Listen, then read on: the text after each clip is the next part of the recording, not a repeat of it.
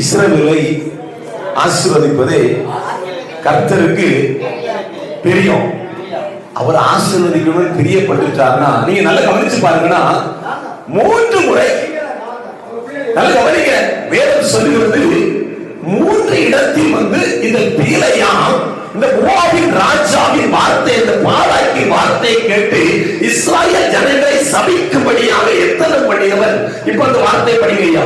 இஸ்ரவேலை ஆசீர்வதிப்பது கர்த்தருக்கு பிரியம் என்று பிலேயாம் கண்டபோது அவன் முந்தி செய்து வந்தது போல நிமித்தம் பார்க்க போகாமல் வனாந்தரத்திற்கு நேராக தன் முகத்தை திருப்பி தன் கண்களை ஏறெடுத்து இஸ்ரவேல் தன் கோத்திரங்களின்படியே பாளையம் இறங்கியிருக்கிறதை பார்த்தா தேவ ஆவி அவன் மேல் வந்தது. நல்ல கவனிங்க, இஸ்ரவேல் ஜனங்களை ஆசீர்வதிப்பதுதான் தேவனுக்கு பிரியம்னா, உன்னை சபிக்க வந்தவன் வாயில கர்த்தர் ஆசீர்வாதத்தை சொல்லுவதற்கு கர்த்தர் போதுமானவராக இருக்கிறார். அல்லேலூயா. தேவ ஜனங்களை பிலேயாம் வந்தது இஸ்ராயேல் ஜனங்களை சபிக்கும்படியாக.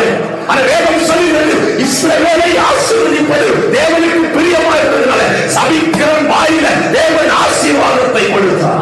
அல்லேலூயா. அதனால நல்ல கவனிங்க, தேவன் உங்களை ஆசீர்வதிக்கணும் பிரியம் கொண்டுட்டார், ஒருவனும் தடுக்க முடியாது. அல்லேலூயா. அது கவனிங்க, பிலேயாம் நல்ல தீர்க்கதரிசியாகும்.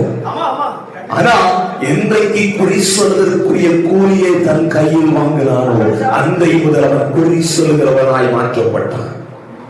நல்ல கவனிக்கிறதே, நாம் யாரை பின்பற்றுகிறோம், யாரை காண்பிக்கிறோம், எதற்காக ஓடுகிறோம்? இந்த பூமியின் ஆசீர்வாதத்தை சுதந்திரித்துக் கொள்வதற்காகவா, அல்லது உள்ள உன்னதங்களில் தேவன் தருகிற ஆசீர்வாதத்தை சுதந்திரித்துக் கொள்வதற்காகவா? நீங்க நல்ல